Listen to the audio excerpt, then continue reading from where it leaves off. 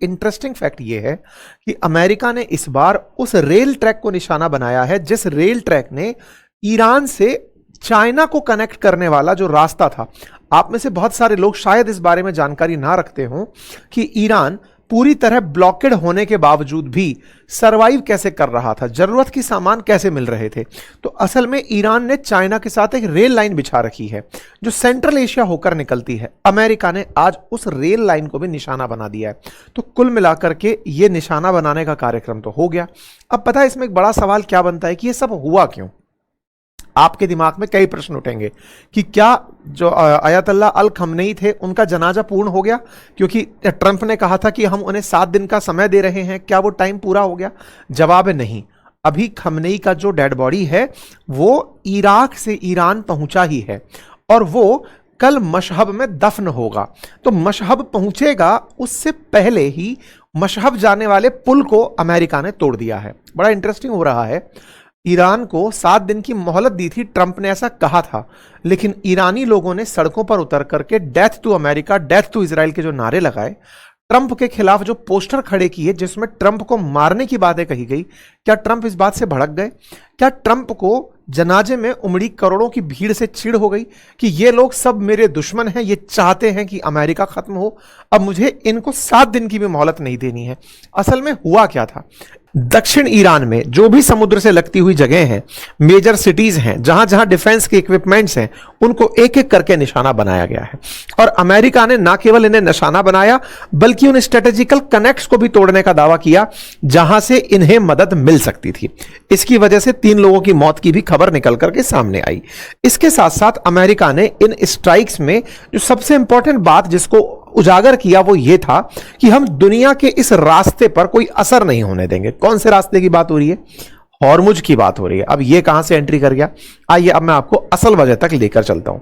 आप सभी को यह तो ध्यान होगा ना कि 17 जून को जब ईरान और अमेरिका के बीच में शांति समझौता हुआ, वर्साई के उस महल के अंदर समझौता हुआ, जब पजेश्कियन और ट्रंप दोनों ने समझौता करके यह कहा कि चलो अब हम जंग नहीं करेंगे, शर्तें तय हुई कि दोनों देश आपस में मिलजुल करके रहेंगे। दोनों देशों ने कहा कि अब हमारी लड़ाई खत्म हो गई, दुनिया वाले मस्त रहें, अब कोई दिक्कत नहीं है। इसी के बाद ईरान ने बाकायदा खमनेई का 7 दिवसीय जनाजा प्रोग्राम आयोजित किया कि बोले अब हम दुनिया वालों को ईरान के अंदर खमनेई के फ्यूनरल में इनवाइट करेंगे। लेकिन इस बीच में इजराइल अपने आप को बड़ा आइसोलेटेड पा रहा था। उसका फीलिंग ये था कि मुझे आपने इस युद्ध में हरा दिया है। ऐसा क्यों?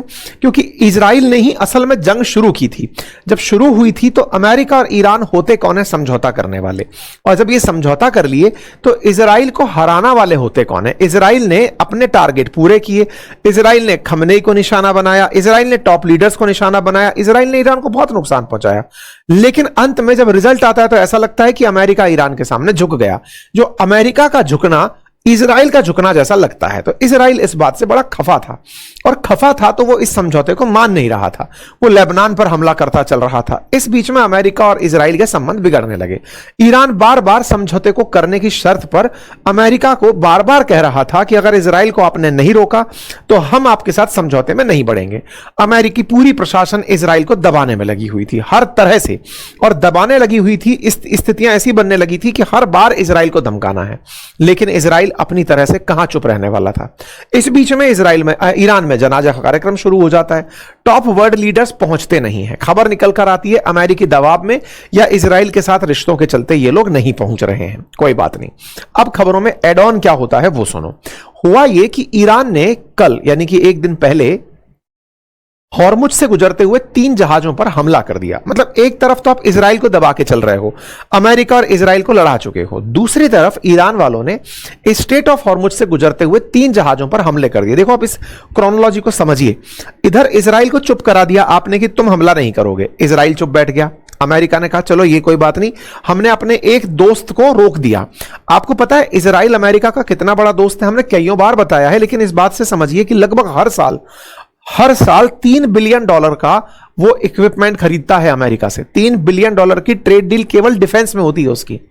ये चलेगा ही चलेगा कार्यक्रम, 2028 तक की डील है उन लोगों की। तो अमेरिका के लिए वो एक बड़ा बाजार भी है। ऐसे में उनको इस तरह से रोकना तो फिर डिफेंस के इक्विपमेंट की जरूरत ही क्या पड़ेगी। नेतन्याहू बोल पड़े, अगर तुम लोगों को यही लगता है अब हम अपना डिफेंस इक्विपमेंट खुद बनाएंगे। खैर, इस बीच में तलखियां अपनी जगह रही। ईरान वालों ने, जहां अमेरिका ने कहा कि 7 दिन की तुम्हें छुट्टी दे रहे हैं, जनाजा कर लो अपना, दफना दो इन्हें, लेकिन इन्होंने स्ट्रेट ऑफ हॉर्मुज से गुजरते हुए जहाजों को निशाना बनाना शुरू कर दिया।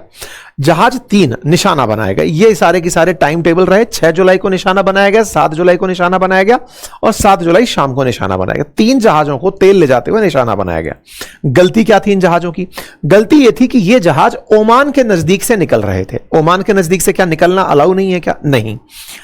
ईरान का मानना है कि अगर आपको स्ट्रेट ऑफ हॉर्मुज क्रॉस करनी है तो आप हमारे बताए हुए रास्ते से निकलोगे। हमारा बताया हुआ मतलब जो ईरान के नजदीक से निकलता हुआ रास्ता है वहां से गुजरोगे और ईरान को बता के निकलोगे कि हम यहां से जहाज लेकर जा रहे हैं, हमने आपसे परमिशन ले लिया, हमारी इजाजत के बिना यहां से क्रॉस नहीं करोगे। मतलब एक तरफ तो जनाजे के नाम पर हमले से रुकवाकर बैठा है ईरान, दूसरी तरफ IRGC गुजरने वाले जहाजों को धमका के निकालता है कि अगर आप पूछकर नहीं निकले तो हम तुम पर हमला कर देंगे। अमेरिका इस बीच में जब यह कार्यक्रम चल रहा था, इससे 7 दिन पहले कतर के अंदर अप्रत्यक्ष रूप से ईरान से बातचीत किया और कहा कि देखो आप इस वाले रास्ते के ऊपर ये जो आप अपनी तरफ से इनडायरेक्ट रोक लगाने का प्रयास कर रहे हो, ये चलेगा नहीं। अगर ये हुआ तो इससे दिक्कतें खड़ी होंगी। ईरान ने इस बात को टेकन फॉर ग्रांटेड लिया कि नहीं साहब, हम तो इस रास्ते से निकलने वालों को अपनी शर्तों के हिसाब से निकालेंगे, अदरवाइज हम उन्हें पास नहीं होने देंगे। अमेरिका ने इस बात के लिए इन्हें समझाया कि ऐसा मत करो। इस बीच में ट्रंप पहुंच जाते हैं तुर्की, वहां नाटो की चल रही होती है बैठक। वहां पर उनसे सब पूछते हैं कि सर क्या चल रहा है। बोले ईरान मान नहीं रहा है, और ईरान अगर नहीं मान रहा है, वो 24 घंटे के अंदर 3 जहाजों को निशाना बना चुका है, जिसमें से एक कतर का भी जहाज है। बोले ऐसे में ये चीज चलेगी नहीं, क्योंकि मैंने गारंटी उन लोगों को भी दी है कि तुम्हारी सुरक्षा मैं करूंगा।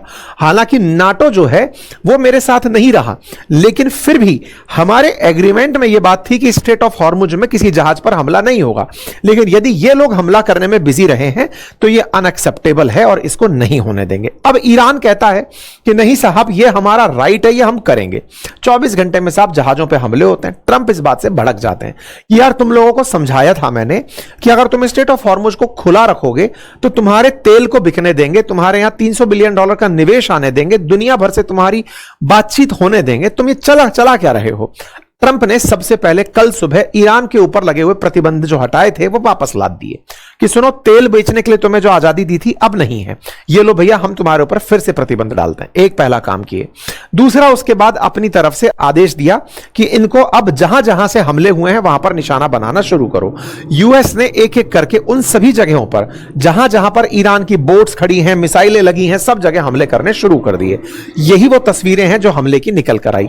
मतलब माना शुरुआत में कौन नहीं था? ईरान नहीं माना था।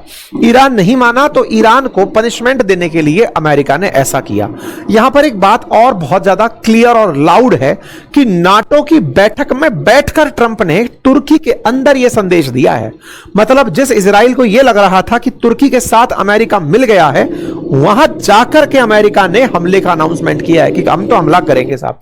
यानी दुनिया को संदेश साफ था कि इस रास्ते का खुला रखना अमेरिका की प्रायोरिटी है, और अगर ईरान इसे बंद रखने की इच्छा रखता है तो भाई हम इसको ऐसे तो बंधक नहीं बनने देंगे। अगर ये लोग ब्लॉकेड लगाने की सोचते हैं तो अगला ब्लॉकेड हम लगाएंगे। तो कुल मिलाकर इस पूरी खबर का सार यही है कि इस जगह फिर से जंग शुरू हो चुकी है। ईरान क्या किया? ऑब्वियस सी बात है, बदला ही लिया होगा। जहां जहां इनके हमले हुए वहां वहां पर उसने हमले कर दिए।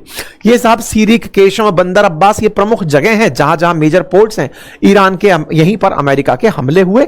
ये तस्वीरें आप यहां पर देख सकते हैं। ठीक है साहब।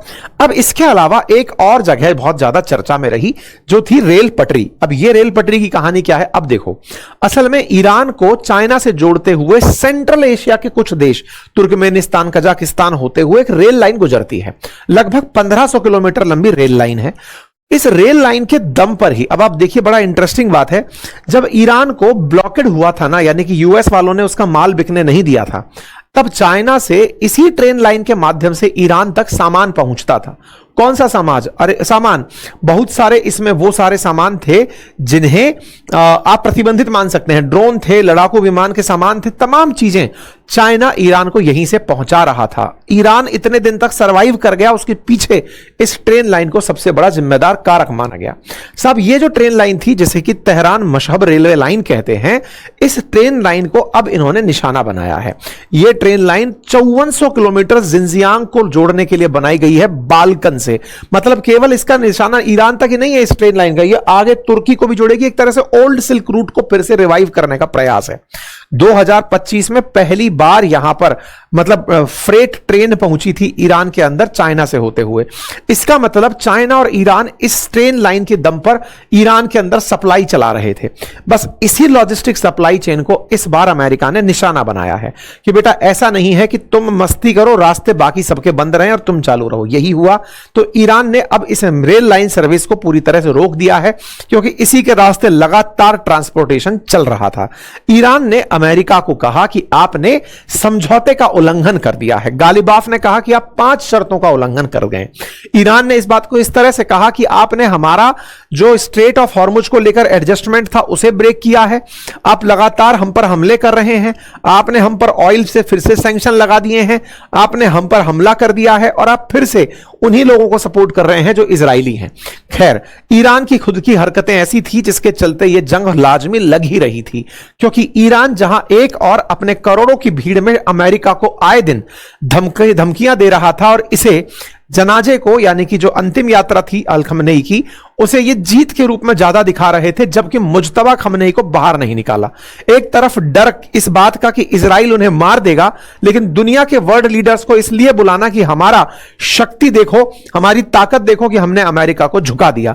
अपनी जीत के रूप में खमनेई के जनाजे के कार्यक्रम को करने का जो प्रयास था, वो संदेश ईरान का सही तरह से लैंड नहीं हुआ।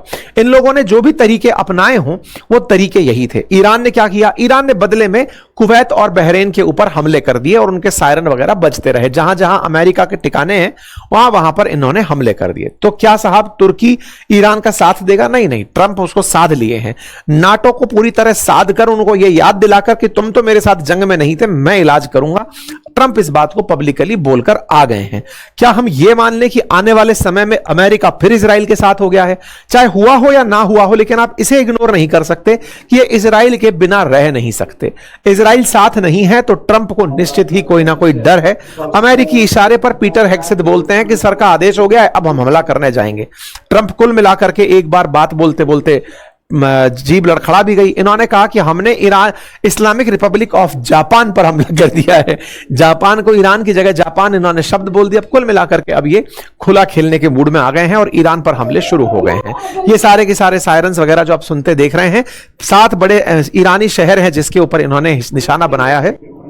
ट्रंप इस बीच में पत्रकारों से एक मजे की बात और ले रहे थे। कह रहे थे कि सुनो भाई, एक काम करो, शीशे नीचे कर लो, शीशों के ऊपर जो लगे हुए हैं ना, इनको नीचे कर लो, क्या पता ईरानी हमें निशाना बना ले, मैं उनकी हिट लिस्ट में सबसे ऊपर हूं।